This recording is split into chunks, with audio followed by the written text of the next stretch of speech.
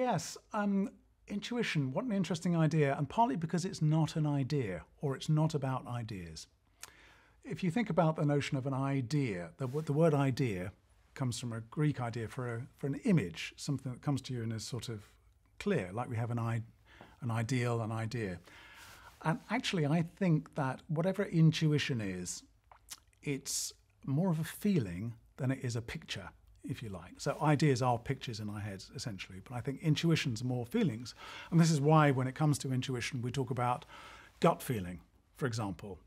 And, you know, if you walk into a room, your body will often tell you in advance of your mind how to be. So you might get butterflies in your tummy, for example. So your intuition is a kind of leading somatic antenna for what might be happening around you. And it doesn't necessarily translate into an idea or a picture at all.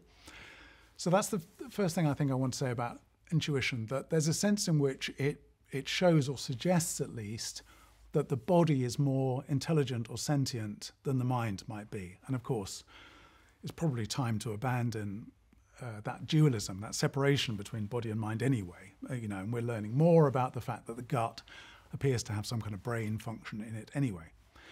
So I think that's the first thing that interests me about intuition. Not only is it experienced somatically, physically, and often in the gut region, but that suggests in turn that perhaps the body is, the gut in this case, as intelligent as the mind is. You know, because the body gives us the information more quickly in some senses than the mind may do.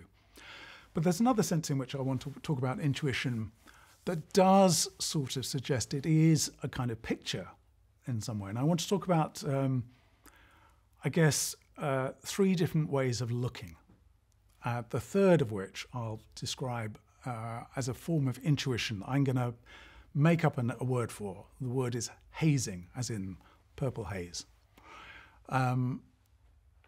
So usually when we look at things, particularly if we look at a person we know well, if we're in a relationship, we look at our partner. What we see when we look at our partner is essentially our frame, all the things we've thought about them before, and the meaning we've made out of those things, and the interpretative frame that we then put around them. So we're not really looking at Sheila or Tom. We're looking at our idea of Sheila or Tom. You know, and we've had to build up that idea over time in order to have a way of processing what they say, and a quick and efficient means of processing what they say. Right? You know, Sheila would say that, wouldn't she? She's tired, or whatever. Or Tom would say that, wouldn't he? You know, he gets a bit passive-aggressive when he's hungry, or whatever. You know, so we have a frame. But what we're doing then, most of the time, because we don't want to spend too much effort, is regarding the frame when we're looking at somebody else. Okay, and that's our primary way of looking. It's lazy, but it's effective, and it's a sense-making way of looking. And so far, I'd say that's not particularly an intuitive way of looking. The second way we have of looking at things and people, again, still not particularly intuitive, is, funnily enough, it's more primary. It's when, and it takes some skill to do this, we look at things without any of those kind of binoculars we put on when we look at things we're familiar with, okay? So it's a sort of denuded version of the world. I always think of when James Joyce, the famous Irish writer, was teaching creative writing to his students in Italy. He lived in Trieste for a while. And what he did, he wouldn't get them to sort of write sonnets or, you know, indulge in these kind of audacious phrases about, you know, the landscape or whatever. He would simply ask them to list what was in the room.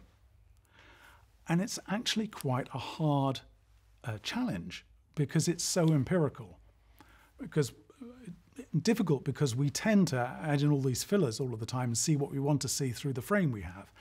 And to describe simply things as they are is quite challenging. So although it sounds more primary than the first way of looking, it's actually more difficult. It's a skill to be able to look at things as they are and not deselect for things I don't like or things I can't process.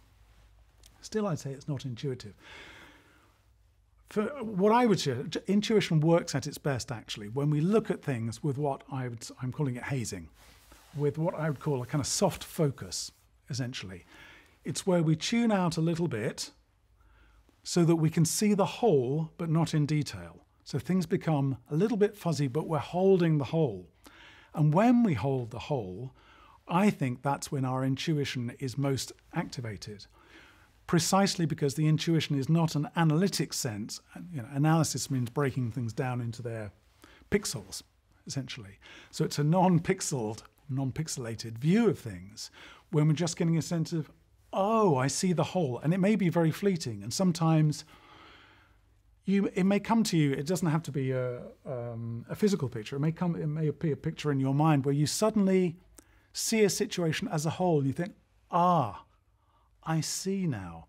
That was a difficult situation for them. Or, that's what that is. This was a good thing. And it's because it's when we're not seeing things clearly, but we're no longer interpreting them either in that first sense, that suddenly we are kind of allowing the whole in its fuzzy truth to become present to us. And my suggestion or my hypothesis is that intuition has this impressionistic quality. So, and speaking of impressionism, if you think of the Impressionists, one of the reasons I think we still like them, 100, 150, 120 years on, I think is precisely that. We look at, to use the most famous example, a Monet painting of water lilies, or his gardens in, not Givenchy, he's the designer, but his gardens. Even though they are not so precise, there is a greater perceptual truth in that fuzzy wholeness that we're given. It gives us an intuitive reality of what's going on in that garden at the time. So that's why I say